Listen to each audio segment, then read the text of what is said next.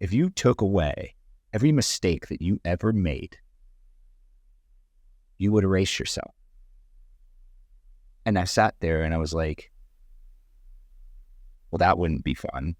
I mean, in a odd, strange kind of way, like erasing myself is like a mental form of suicide. Like, I don't know if I'd want a complete fresh start, because everybody has an incredible memory of some sort that they cherish that I probably would not want to give up. Ladies and gentlemen, welcome to Cooler Radio, the broadcast that hosts conversations that can help you craft your life. Each week, we bring on guests who are influencers, coaches, mentors, leaders, and our conversations explore the art of intentional living in crafting life to your dreams. Drop in with us now and get ready to craft your life. Ladies and gentlemen, welcome to the Craft Your Life Radio Show. I'm your host, Matt Kuehlhorn. Today, I have my friend Michael Venidis. He's the CXO of Rhino Strategic Solutions and a very authentic human. Michael, thanks for joining. Hey, thanks for having me, man. I love that that's how you describe me. Being authentic is like, yes, that's just the ultimate compliment, man. Yeah. It radiates from you, bro. Where are you beaming in from? Are you down in Phoenix? I am, yeah. North side of Phoenix.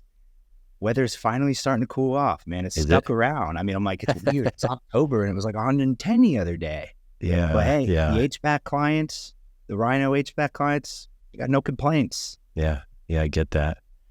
Well, Mike, I'm very excited for our convo. I know we're going to go in a number of different places. To kick us off, where did you grow up?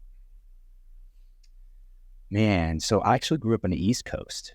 Okay. Grandfather jumped ship from Greece, so it's my heritage. I'm proud of it. But I was born in Bergen County, New Jersey, hospital in England. And honestly, I don't live there till I was about 6 or 7.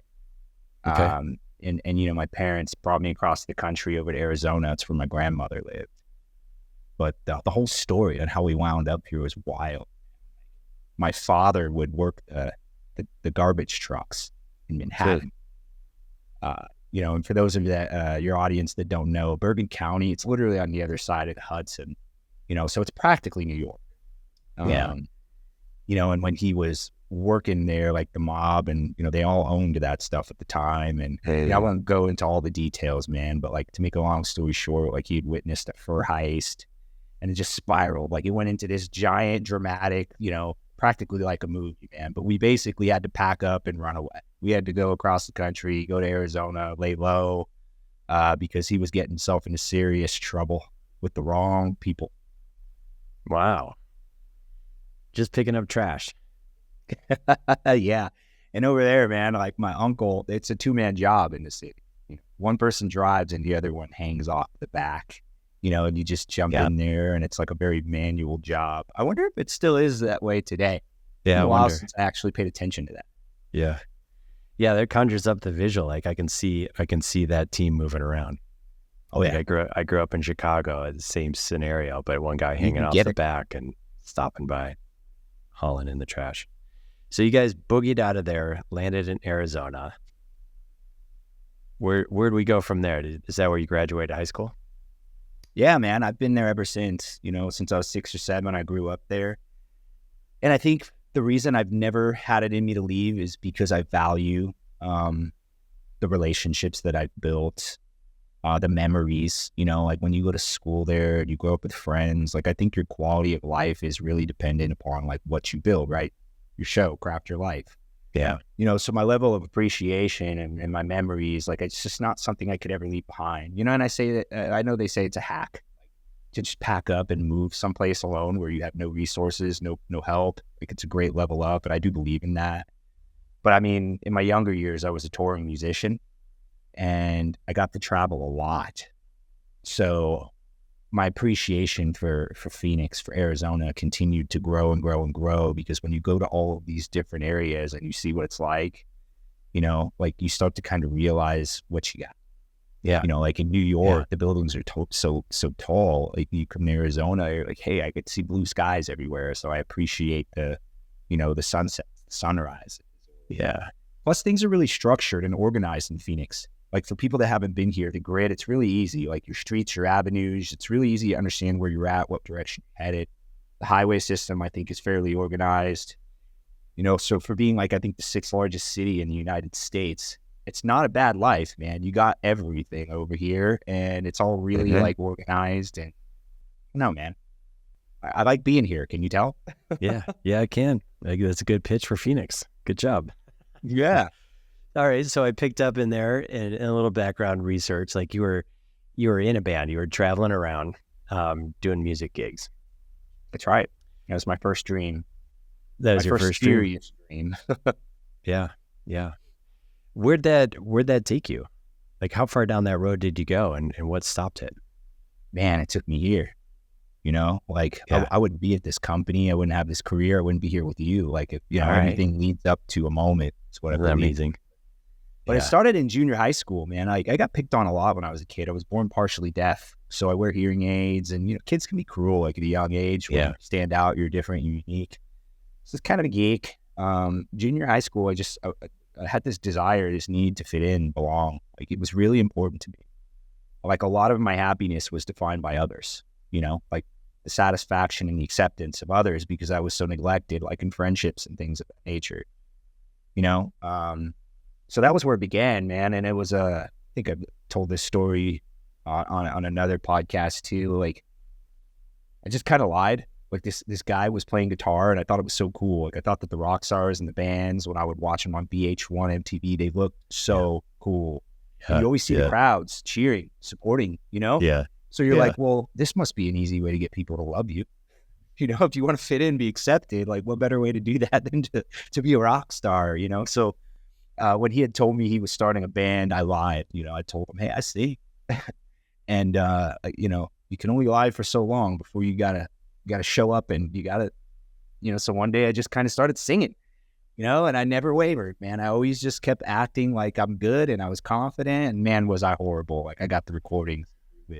But over time, man, when you never give up, you just get better and better and better. And, you know, I must have did that for a good solid, call it maybe just over 15 years. And we took it far, man. We did some reputable tours. We did Warped Tour, pretty popular tour for the 2000s, you know, up to maybe 220, you know, and it was cool, man. I mean, we got some really cool exposure. Got to a point where we were paying some bills. Like, I couldn't live on. You know, I'd still have to come home off the tours, and I'd have to bartend. I'd have to wait tables, figure out.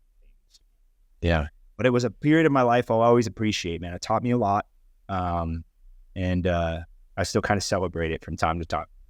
I love that. Is that, you mentioned lying and jumping in and kind of acting as if, would that be the same? Do you agree with the phrase of fake it till you make it? You know, man, I do. But I think it's cliche. Like, I think it depends on like how you use it. I think the problem with like phrases is that people can fabricate them into what they want them to mean. Like, I do believe in fake it till you make it, in the sense of like, you have to keep trying. Like, you can't give up. And if you don't believe in yourself, you know, like, your odds of succeeding are going to diminish. So in a sense of like, fake it till you make it, you know, like, I do believe like there's an element of you become what you act like. You know, you will eventually succeed when you consistently have a mindset and an attitude that you're going to succeed. But I also think that some people abuse that term. You know, I've seen it used in ways where I'm like, come on, man, don't ruin that. Like, it's a good thing. Yeah. So I think it depends. You know, I think it's contextual. I'm a very, it depends kind of guy. Yeah. No, I agree with that. And what I'm extracting already in our convo, like little tidbits on really how do we craft our dreams? How do we craft a life? And I'm hearing a little bit of having the courage to take a step into some unknown and like own it. And that's mindset, that's belief, that's like, yeah, I'm a singer. I'm going to figure it out. It's tenacity in there. It's a lot of cool characteristics. Yeah, I mean, it's well said. and I try to think back over the years because I'm so passionate about teaching people. Like I'm always wanting to learn and get better, but I think it's very important that I take people with me. Every time I learn something, I want to teach it to someone else, not just because it helps me retain it, but because it's so much more fulfilling. Like my heart is so much more full and I'm so much happier when I feel like all of the hard work that I pour into things is to also help someone along the way. That just it just keeps me level, excited about life, and fulfilled. And when I think back, I think one of the greatest hacks like that ever worked for me was having today we just say, hey, get a mentor. But that's harder said than done, right? Like you got to pick one. You got to convince them to actually take you on. And I think some of the things that helped is like find someone that inspires you. I mean, for me, when I was faking it till I made it, right? Like there was this guy in high school. He was 4 years older. Our guitar player was his older brother. And his band, it was a band called Shaded Gray. Eventually went on to be a pretty big, successful band, did much better than us, called Digital Summer, well known here in Arizona. And for many years, man, I just watched him. He was my idol. He was what I wanted to become.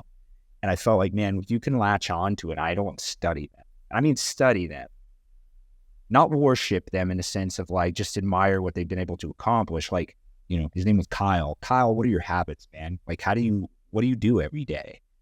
And you try to like create this system and understand that practice repetition is the key, So all that to say, I think it's important, find someone that has accomplished like what you're after when you're crafting that life, whatever it is that you admire or you aspire to do.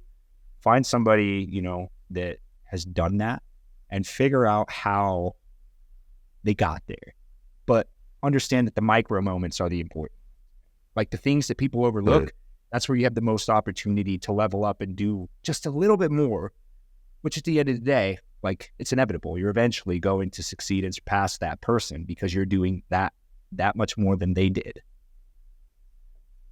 Love it. So the tours ends.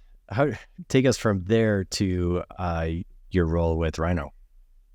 Man, there's a huge gap. I mean, at this point, I'm going through this thing right now, Matt. Like I've done so many podcasts about this shooting that I almost feel guilty to keep re-explaining it. But for here's a premise, because I've listened to those and it is a wild story. I have some questions that'll dance around that, but I would say for the viewers of this, like if that intrigues you, there are some great interviews out there with Mr. Venidis. I mean, the Benny Fisher one I think is tops. I think there's some awesome ones that are recent conversations that really dived in.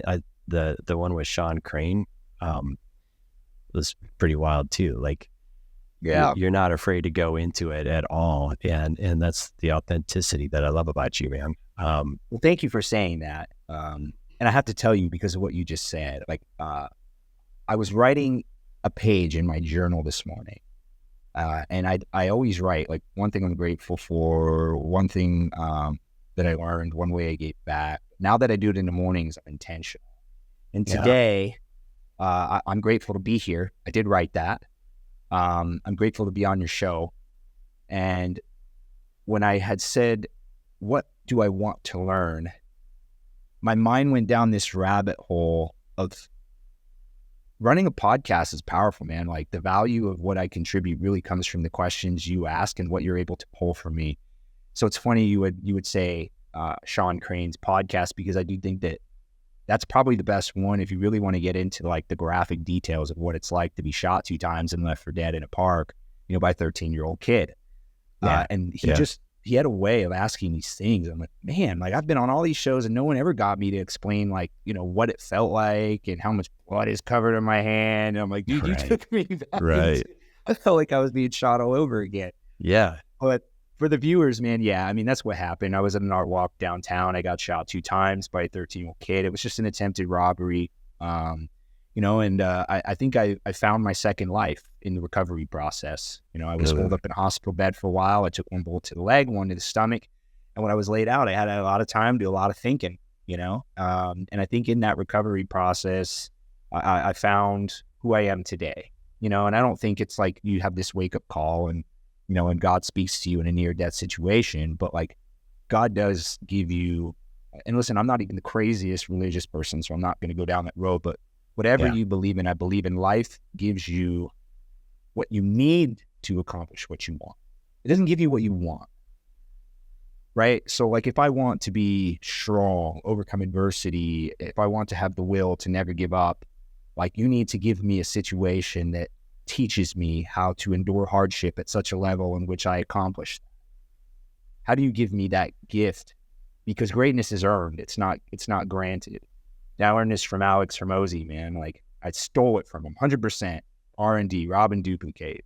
But he said somewhere on a podcast that there's no word he hates more in the English dictionary than the word deserve. And I've officially said that ever since. I'm like, you know what, Alex? Me too. Like you use the, like, I'll literally write the word deserve and like scribble it out. It's not in my dictionary. I'm not allowed to use that word. And, that's what the shooting gave to me. So I think today I sit here as the CXO because I was gifted with an opportunity. I was holed up in a hospital bed. I had people, Anna Yano, one of the founders here, she was a friend of a friend. And as you heard on the podcast, Matt, like I reached out, I asked for help, and it just so happened to be that she had a contracted role, and from there you have this level of gratitude for life and opportunity and these things that you learn from being in such a difficult conversation, that it really served me well to be able to develop the characteristics that I have today that earned me the place in which I sit. Yeah. Man, there's so much there. Just to reference Crane's interview that you guys did, again, like that was to a level of detail where I felt that cramp. Like, I'll just plug it again for anybody. Go listen to that. It's pretty surreal. I would imagine that you would agree with this quote, like a Napoleon Hill: every adversity, every failure, every heartbreak carries with it the seed of an equal or greater benefit. Oh my God. Yeah. I couldn't agree more. I had this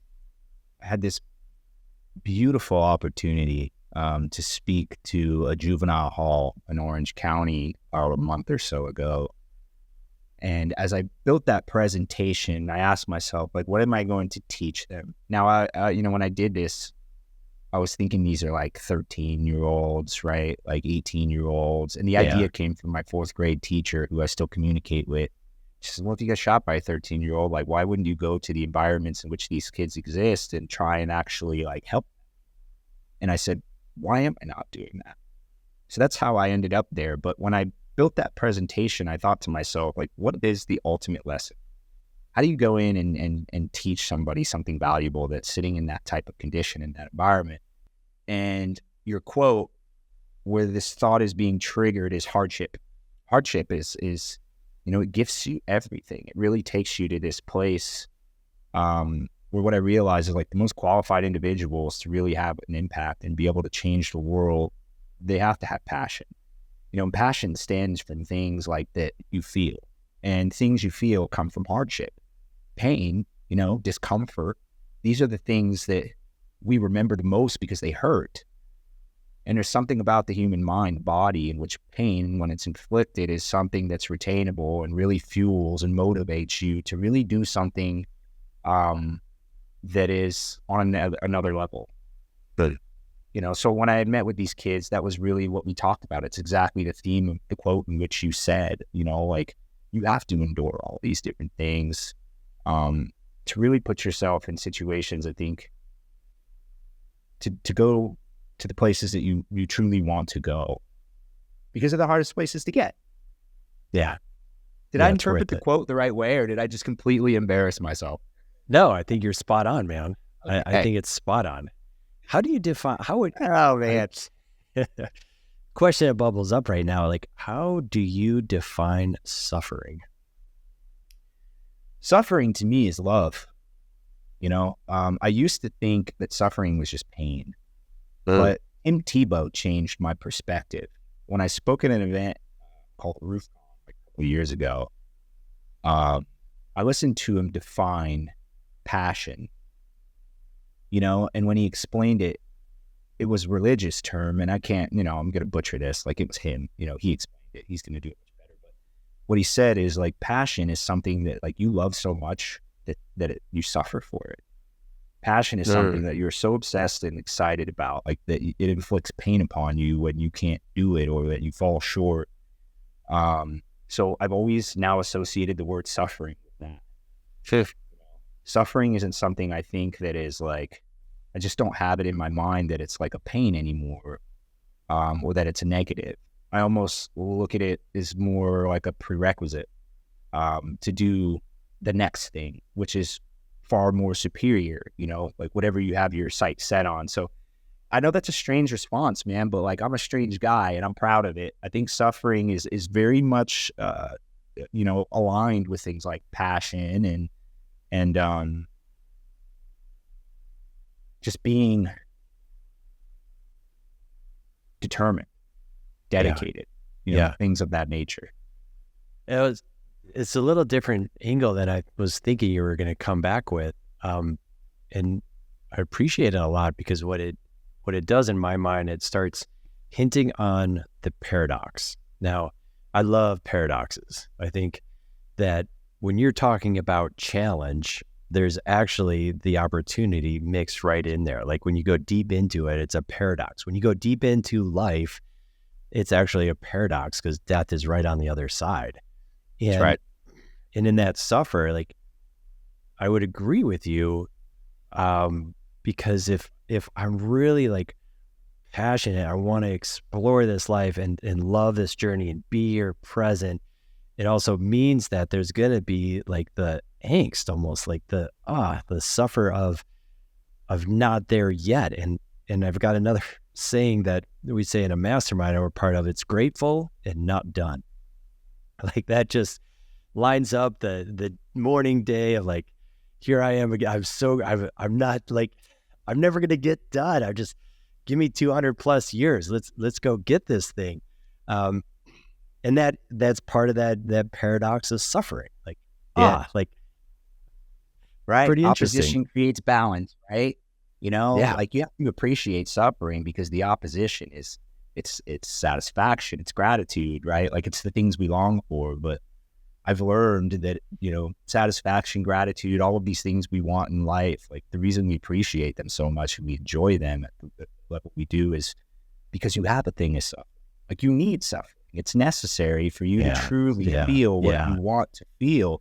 And I love what you said. I'm enjoying this conversation with you so much, Matt, because that is the thing is people want all these things and it's good. It's good to want things. It's good to chase things. But I think like if you're chasing happiness, which to me is the ultimate game. I mean, listen, I'm surrounded by very wealthy people, successful people, and they're still looking for something. They're still chasing something, And what I've learned is that like you've truly mastered life when you understand that you can enjoy life chasing for something that deep down you will never get. I will tell you right now that I am like the day that I die will be the day that I say I never accomplished what I truly wanted, but I spent my whole life chasing it, and that's how I know I won. It's the journey, man. It's not the goal. The goal just keeps you focused. But it's the willingness of what you do and what you pour into your day to day and how far you're willing to go and how happy you are, how grateful you are, how passionate you are. Like these are the things that truly give you what we're searching for in all of the wrong places. Good. Love it. Today, when you get presented an obstacle, whether it's in work or outside of work, like something comes up, it's a big challenge. In your mind, what do you do with that?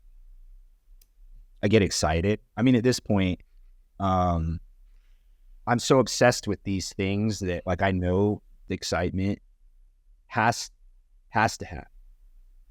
Like it's like I'm trying to train my mind to embrace obstacles, challenges, but I also think that it's important to be realistic. Okay, like I'm human. Part of being human is having emotions, and all of us, no matter how you're perceiving me to be right now, have hard days, and we are far from perfect. That's what makes life so fun.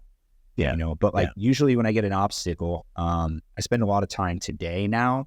Like in the past, it was always just like, hey, never quit. do what's required, go as hard as you can go. And those things served me well, but as I've evolved in life and as I've become more educated by having amazing conversations with people like you or reading books, trying to teach what I learn, right now, a lot of my head is focused on, rather than spending so much time in my life figuring out how to overcome an obstacle, how much time do I spend in my life developing relationships and truly trying to get to know Matt, or Sean, or all of these different people, and have a who.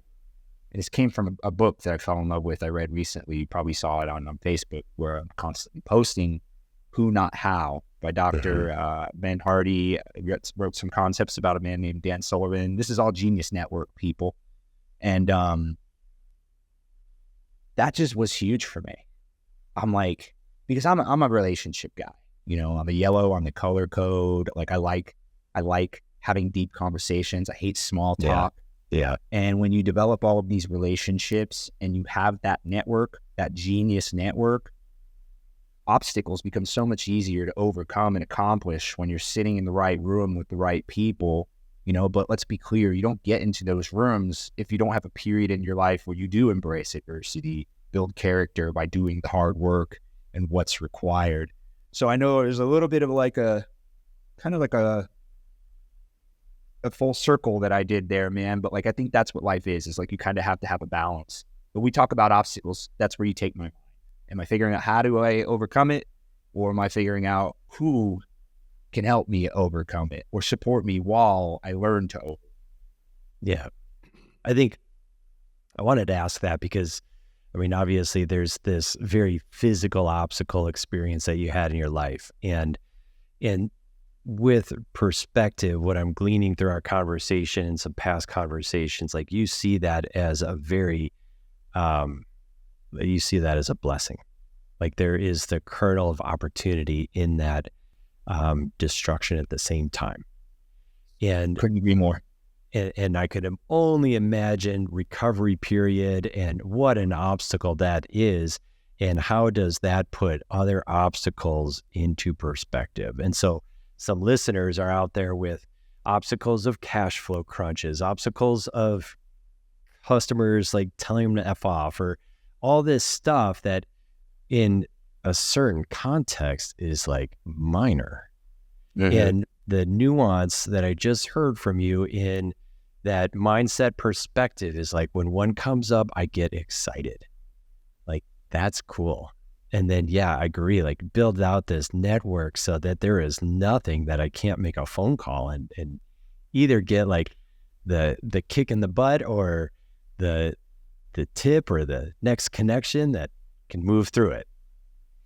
Yeah, absolutely, man. I think it gets easier as you go on, because let's be clear, you have to develop that. It doesn't just happen overnight, and like there are moments, like I remember moments where I could barely make ends meet.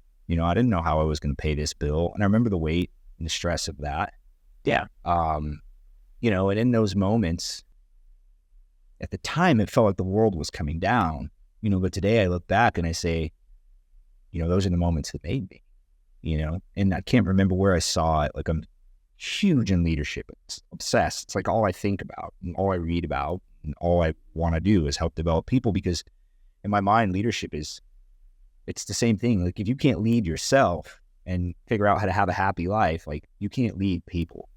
Yeah. So I see the correlation between that. And I think like hardship and, these types of things, having that fear, that stress, or that challenge, it does build character. It might not feel it in the moment, but it really is, a prerequisite. Like it does set you up, for a level up that is yet to come. And I think as long as you are doing the right things for the right reasons and you have a good heart and a kind soul, like you will overcome it. I promise you. It doesn't feel like it in the moment. But if there's anything that I remember, I saw this post in the leadership channel and it said, I can't remember what it was word for word, but it basically said, if you took away every mistake that you ever made, you would erase yourself. And I sat there and I was like, well, that wouldn't be fun. I mean, in a odd, strange kind of way, like erasing myself is like a mental form of suicide, Like, I don't know if I'd want a complete fresh start, because everybody has an incredible memory of some sort that they cherish that I probably would not want to give up, you know? So anyways, went kind of deep there, man. But yeah, I think that that's a thing, is like those hard moments, when you understand what they do for you, you learn to perceive them differently. Yeah. Yeah. Yeah. Well, I'll emphasize again, like the piece of excitement, like that is something that we can learn to shift instead of being like overwhelmed or feeling that anxiety. That is a very similar emotion to excitement, and we can literally flip it. Now we have a different lens that we're going forward with. So true. Powerful. I mean, there's a lot of people that talk about mindset out there, so it's a tough world to be passionate about and make a living out of. Yeah. Well, at least for me, I'm not trying to make a living off of it, you know? Like, I'm over here just trying to help anyone I can, genuinely. And I think that it's such a powerful topic. Like, if you can learn how to control your mind and your perspective, the sky is it's not the limit. It's not the limit. Beautiful. I want to explore leadership a little bit with you, and then we'll start putting some curly cues on our conversation. In your journey and through your learnings, what have you noticed as far as, I call them level ups, maybe they're step ups, but I believe that we're going to go develop our skill set, rise, and then we're going to hit a bit of a ceiling. And that ceiling moment might be a little rough until we figure out how to pop through, and then we're going to go and climb again, and then another one and pop. And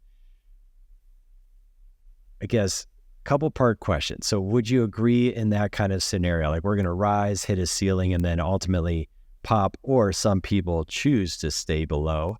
But in those pops, like, what are the defining moment? Like, what in your experience has been those leadership jumps where maybe at first it was leading yourself, then maybe a small group, then a large group? Now, I think you mentioned 150 rhinos.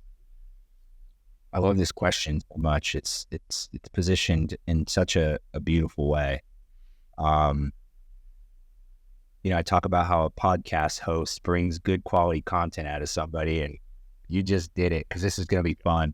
I mean, I would tell you that anyone that is staying below that line and never wants to hit that ceiling, it's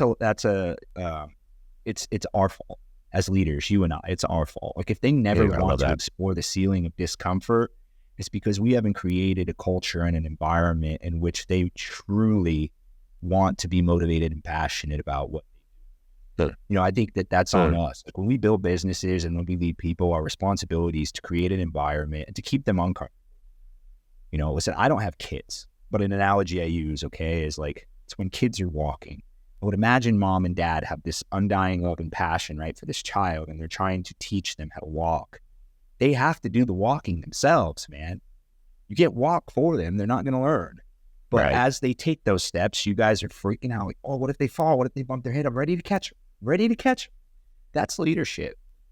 Like, my job is to push you to walk when you don't know how. It's to keep you as uncomfortable as possible. My job is to get you to want to go to that ceiling. The ceiling, that's the indicator that we did what was necessary to put us into place where the growing occurs.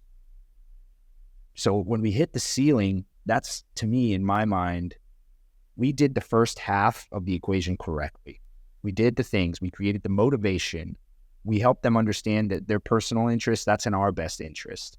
We got them to buy into our culture, our environment, to the point where they want to be difference makers. They want to be uncomfortable, and they want to do more than they're capable of doing and going the distances that they've never been. So I think that's the first thing that comes to mind when you ask that question.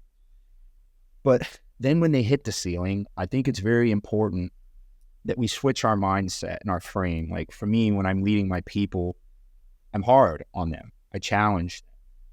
But I also have a relationship. Like, I track the top 3 personal goals and what they want out of life, because I need them to know that I care about them as people.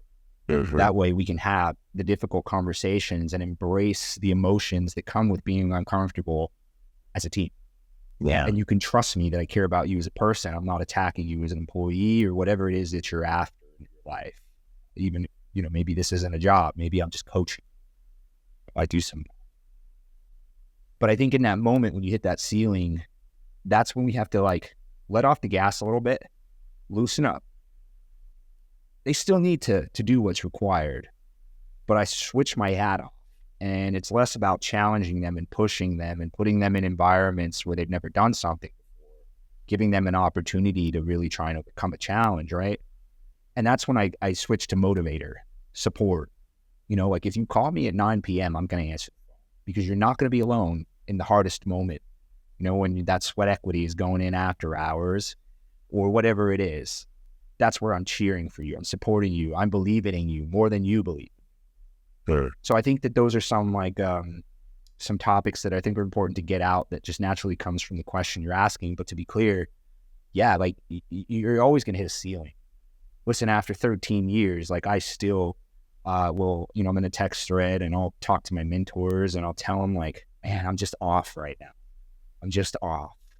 And I know I'm off. And it's weird. Like at some point you get to a point where you've developed enough to know that you're off and you're at a ceiling and you have to go through this. But like, man, you know, is the storm going to take 2 months? Is it going to take 2 days? Is it going to take 2 weeks? Yes. But you just know this is what's necessary and I have to be right here.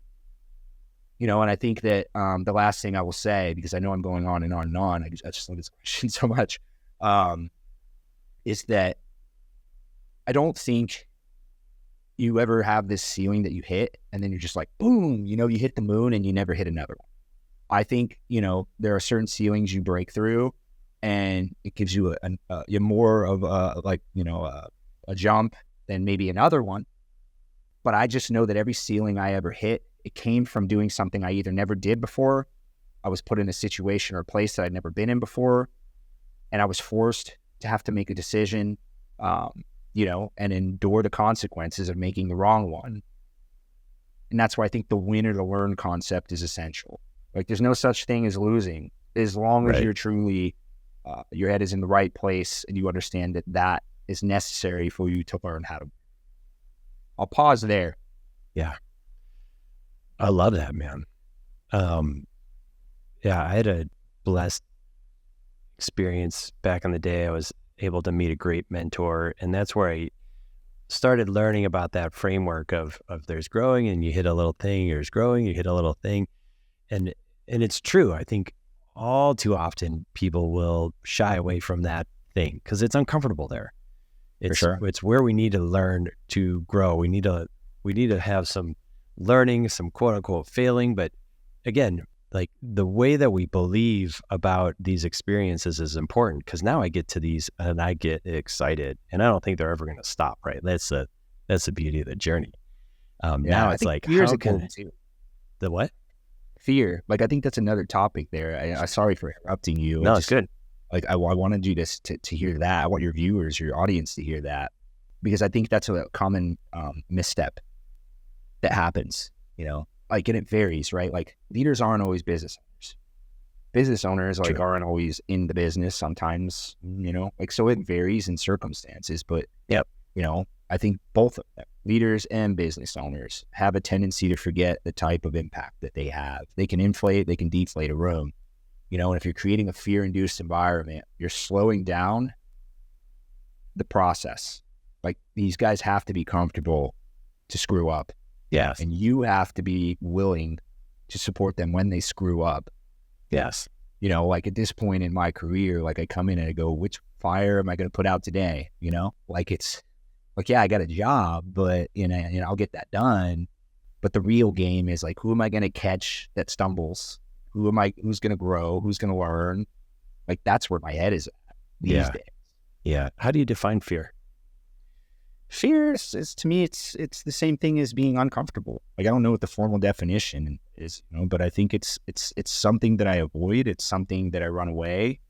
But to me, it's no different than, you know, the previous question you asked. It's like, it's something, you know, when you say like, what is suffering? It's the same concept. Like, I look at fear and I go, fear is just as necessary, like embracing it. In other words, like running towards it. Yeah. There's a leadership development course that I took that I want to give it a shameless plug. Mary Belden McGrath is her name, and she created what's called Driven Leadership, and they have a program called Bold. You know, I went to it, And she commonly says, you need to run towards the roar. And I don't know if I'm going to butcher this, but the way I think they explained it in the course is they said, how lions hunt, it's very interesting. The oldest lion has the scariest roar, and they will use that lion to roar and get the prey to run in a certain direction. And then they're there. The rest of the pack is ready to get them as the prey runs away from them. When what we find is that the oldest lion typically is like, it's the weakest. Like, it's lost its teeth. It can't even really attack the prey. Yeah. So had you run towards that fear initially, you would have been in a far better situation, than you were running away from it. And I just love that story, man. That's It awesome. always stuck with me. So that's where my head goes when you ask me, how do I define fear? Yeah. Running towards the roar, baby. That's what I learned from her, and that's I believe in it. Yeah, I think still I've been hunting for this, but I think it's very true. Fear is the only thing I know of that gets smaller the closer we get to it. Yeah. Well said. I love that. Who's the guy that says it's like a mile wide and an inch deep? That might be a Hermosi quote too. I'm a big fan of him, man. I love the stuff he teaches. He's another authentic dude. Like, he's to the core, like, real. Then he just delivers without fluff. Good. Mike, how do people get a hold of you? Where are we going to find you? How do we stay a part of your journey? So, dude, I like to live my life on the record. Like, I'm trying to do the videos all the time. I use stories a lot. Instagram, because I know they naturally repost to Facebook. Yeah. And I post a lot. Like, Facebook's my place. So, like, please, I'm trying to get out there. Like, I'm trying to get out there so that I can make a greater difference. I want to speak in more juvenile halls. I want to speak in more schools. I want to help kids, man. It fills my heart. And that would be the best place. Anybody here, like, find me on social media, look me up, add me, follow me. That's really what I'm after. It's where I live the majority of my life on the record. But you're welcome to email me too. Like, I'm always trying to help. My email's M for Michael, and then Venidis, and that's at rhinoss.com, RYNOSS, as in strategicsolutions.com. Awesome. Guys, when I tell you, like, I'm genuinely trying to help, I am. Like, anybody's ever seen me speak, I'm not just teaching people how to grow their business in digital marketing. Like, I'm trying to teach them what I call the Rhino way. Like, we built a culture here, in this company. The culture, I really believe, is special. It's second to none. And I want to give that playbook away, So please reach out to me. I want to help. Love it so much, man. Your heart's true. We'll have all your links in our show notes, and I would definitely encourage listeners to reach out to you. I know that you and I could probably hang out here forever. Right. And I look forward to the next time of, like, getting in person, and let's go create an experience together. But we're also going to close up this convo for now. And what about parting words? What do you want to leave with the listeners? Every time this happens, I have this tradition I follow. I just try to say that I appreciate the time we had together. I'm not really focused on parting words for them. It's parting words for you, man. I know life isn't promised. I know time isn't promised. And, this is 50 minutes we spent together, a life that neither of us ever get back. And the fact that you did that to me, and you were willing to bring me on your show and provide an opportunity for me to try and help your audience, it's a blessing within itself, man. So that's my parting words. It's to you, buddy. Thank you. I appreciate all your hard work to create this podcast and to really try and have an impact for people. I really appreciate that, man. And, the guests that I bring on here are really good souls. I see you actively building a life that's worth dying for, and tip my hat to you on how you run and play. And special time. Really appreciate you. Thank you. Thank you so much, man. It's an honor.